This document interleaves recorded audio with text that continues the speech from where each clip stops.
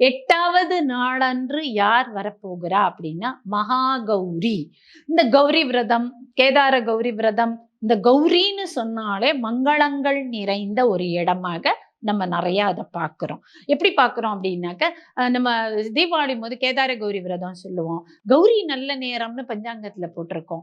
அப்படிப்பட்ட விசேஷமான ஒரு அவதாரமாக 8வது நாளன்று மிகவும் தூய்மையான வெள்ளை நிறத்தவளாக, அதாவது இந்த கௌரி எப்படிப்பட்டவளா? கௌரினா வெண்மை வச்சுக்கோங்களேன். வெண்மை நிறத்தவளாக.